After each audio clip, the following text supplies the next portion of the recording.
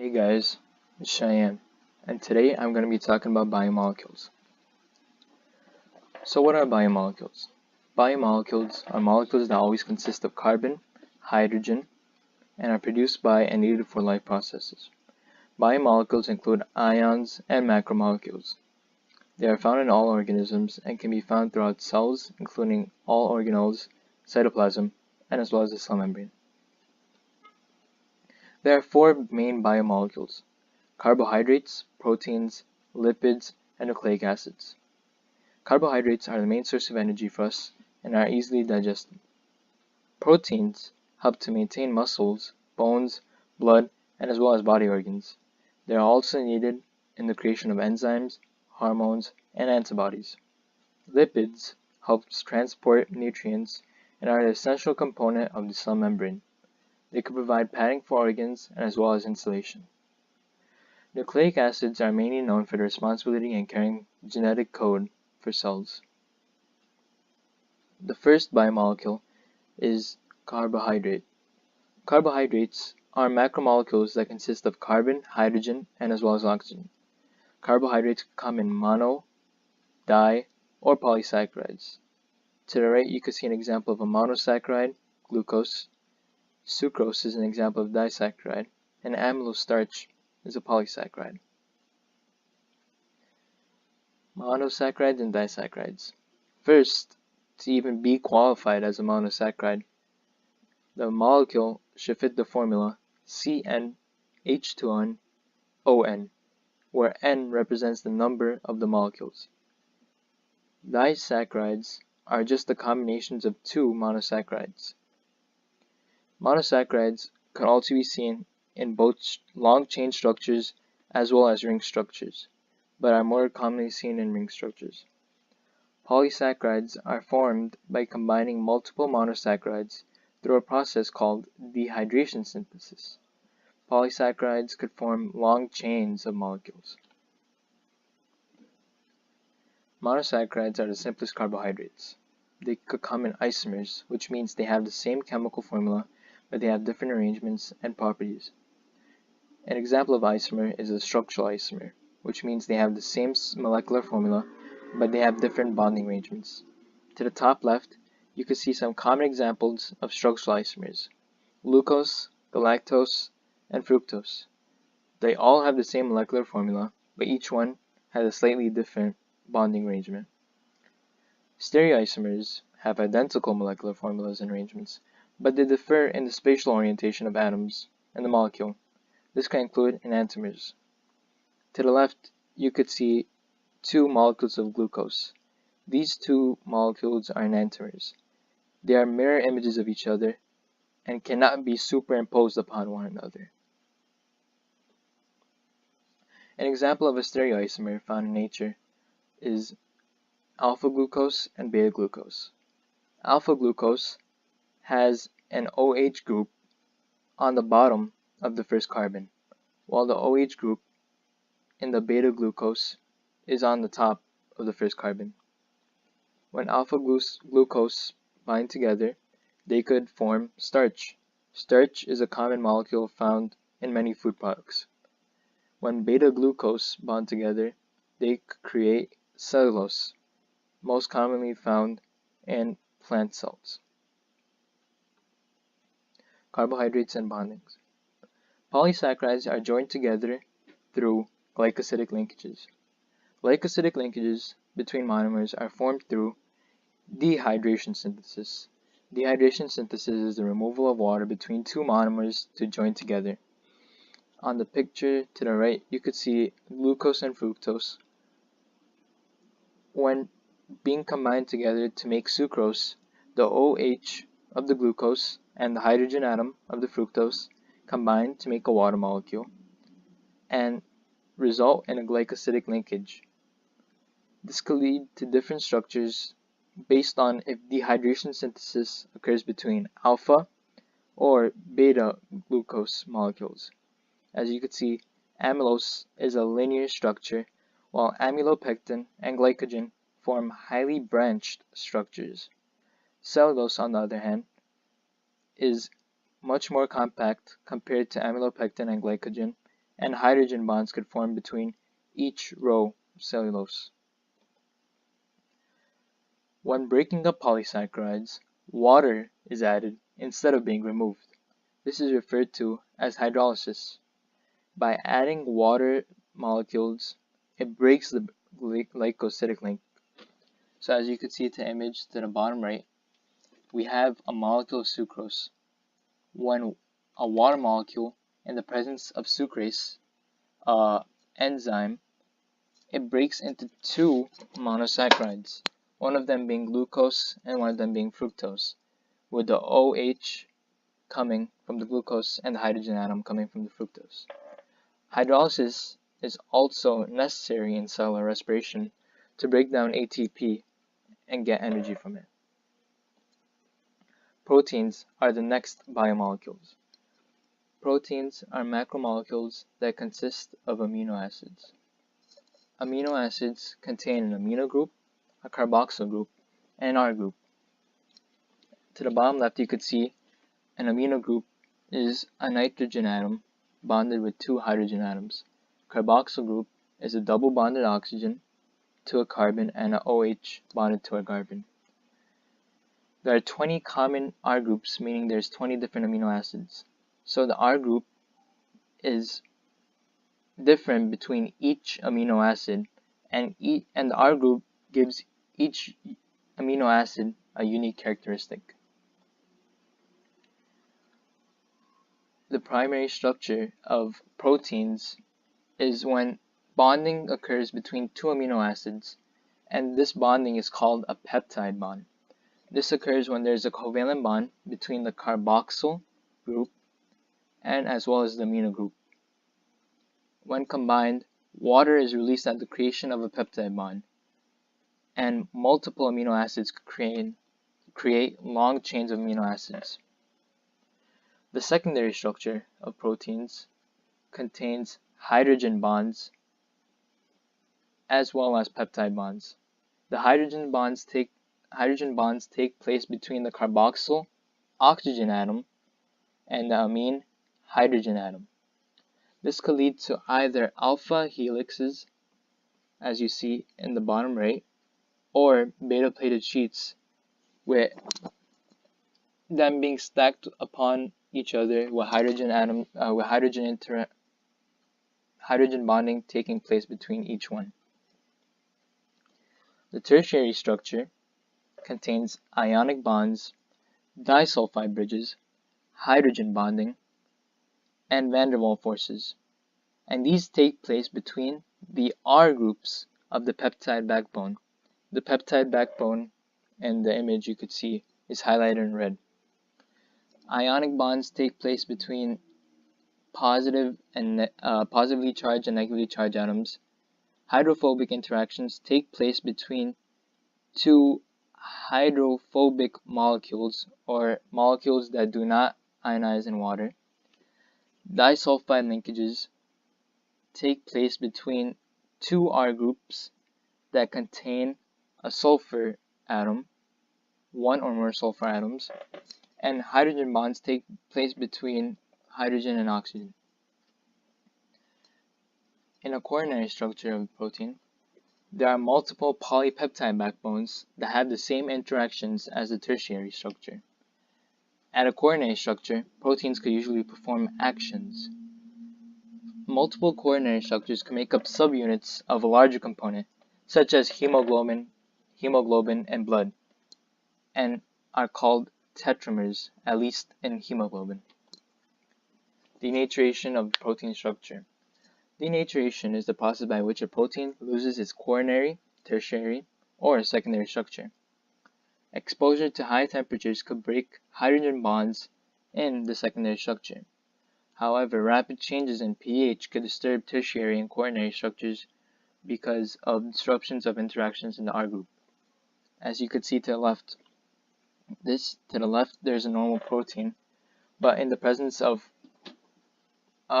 pH, at least rapid changes in pH and high temperatures, the protein could become unfolded and denatured. However, denaturation does not break the primary structure. and the peptide bonds. Different amino acids. Because of the R groups, there are three main categories for amino acids. Nonpolar R groups are responsible for hydrophobic interactions that we see in the tertiary structure. Polar side chains are responsible for the hydrogen bonds that we see in secondary and tertiary structures of proteins, as well as the quaternary structure. Electrically charged R groups could lead to ionic bonds in the tertiary structure, and methionine and cytosine both contain sulfur, which leads to sulfihydryl bridges. Nucleic acids. Nucleic acids are what compose DNA and RNA, genetic data in our bodies. Nucleic acids are made of nucleotides. The bond between nucleotides are called phosphodiester bonds. To be specific, nucleotides are composed of a nitrogenous base, one or more phosphate groups, and a sugar, usually a pentose sugar. To the bottom left, you could see to the right a nitrogenous base, and in the middle a pentose sugar, and to the left a phosphate group, and these are what make a nucleotide. And a nucleotide is the monomer of nucleic acids. Nitrogenous bases. There are two types of nitrogenous bases, purines and pyrimidines. Pyrimidines are one carbon nitrogen ring bases. Purines are two carbon nitrogen bases. Nitrogenous bases play a major role in DNA. We'll get together. The five major bases are adenine, cytosine, guanine, thymine, and uracil. As you can see in the image, adenine and guanine are purines, meaning they have two carbon nitrogen bases, while cytosine, thymine, and guanine are pyrimidines, meaning they have one carbon nitrogen ring base. Pentose sugars are any monosaccharides containing 5 carbons in one molecule. Ribose is a 5-carbon sugar present in nucleic acids and lies in between the nitrogenous base and the phosphate group. Ribose is present in RNA, which is single-stranded, while deoxyribose is present in DNA. So, to explain what deoxyribose is, at the second carbon, there is an oxygen missing, unlike in ribose and RNA. This makes DNA more stable because it lacks a reactive oxygen atom. However, ribose does have this reactive oxygen atom, which could lead to RNA being more unstable than DNA. Phosphate group. First off, a nucleic acid without a phosphate group is called a nucleoside. So the sugar and the base band itself is just a nucleoside. A phosphate group is 4 oxygens bonded to a phosphorus atom. ATP contains a phosphate group. In fact, it actually contains 3. Phosphate is a polar and negatively charged functional group, and in the presence of water, they could release energy which cells could use. The bonding of DNA. The bonding between the phosphate and hydroxyl group is called a phosphodiester bond. This creates the sugar-phosphate backbone. So, as you could see to the top right, the phosphate group and the hydroxyl group join together to create a phosphodiester bond plus a water molecule. And this helps to create a sugar-phosphate backbone. In DNA, adenine and thymine, as well as guanine and cytosine, form hydrogen bonds. No other ways work, such as adenine and cytosine cannot go together, and thymine and guanine cannot go together. This is called complementary base pairings. In DNA, there are 4 ends, 2 on each strand. The 5N is a phosphate group, and the 3N is a hydroxyl group. DNA is anti-parallel, with one strand that goes from the 5N to 3N from top to bottom, and vice versa for the second strand. As you could see to the bottom right image, the 5N is diagonal to the other 5N on the other side, on the other sugar phosphate backbone, while the 3N, the hydroxyl group, is diagonal to the other hydroxyl group in the second strand. DNA versus RNA. DNA has a deoxyribose sugar and has the base thymine. It could be usually found in the nucleus and is double-stranded. It's a much more stable molecule, and it follows Chargaff's rule. Chargaff's rule, if you didn't learn about it, states that DNA from any cell should have a 1-to-1 ratio of pyrimidine and purine bases, which practically means the percentage of adenine equals the percentage of thymine, and the percentage of guanine equals the percentage of cytosine. RNA is different from DNA because it has a ribose sugar, unlike DNA which has deoxyribose. It has the base uracil, which DNA lacks. It can be found in the nucleus and in ribosomes. It is single-stranded, unlike DNA, and is comparatively unstable as compared to DNA. Lipids are the last and final biomolecule. Lipids are special because they don't have molecules per se. The three main lipids are triglycerides, phospholipids, and steroids. All lipids are characterized by their hydrophobic nature and are insoluble in water. Triglycerides. Triglycerides are a combination of 3 fatty acid molecules and a glycerol and alcohol. An ester linkage takes place between the 3 fatty acid molecules and the glycerol. As you could see, the H and the OH combined make a triglyceride between each of the fatty acids and the glycerol, which also has 3 water molecules as a byproduct. And triglycerides do supply energy for the body. Saturation of fatty acids. A saturated fatty acid is defined as a fatty acid that only contains single bonds between the carbons, which is usually present in animals. As you could see, there's only single bonds between the carbons in this molecule. Cis double bonds are when hydrogen atoms are locked on the same side of the double bond. So in this unsaturated linoleic acid, the hydrogens are on the same side, which is called a cis double bond, and could usually be found in plants. Trans bonds are formed when the hydrogen atoms are across from each other. As you could see, the hydrogen atom is across from the hydrogen atom on this side, and there is a double bond between the 2 carbons as there was in the cis double bond. This is caused by hydrogenation, which is the process of the addition of hydrogen to an unsaturated system in the presence of a catalyst. Trans fats are usually not healthy, so you shouldn't eat them. Phospholipids are modified triglyceride molecules. They are amphipathic molecules with a hydrophilic head and hydrophobic tails. They contain a phosphate group and 2 fatty acid chains, unlike 3 fatty acid chains in the triglycerides. The kink, or like the bend in one of the fatty acids, allow for our cell membrane to be liquid-like, as you could see to the right. Steroids are the last type of lipids that we're going to be talking about. Steroids are 4 carbon rings that are bonded to each other. Cholesterol is a type of steroid and is present in the cell membrane.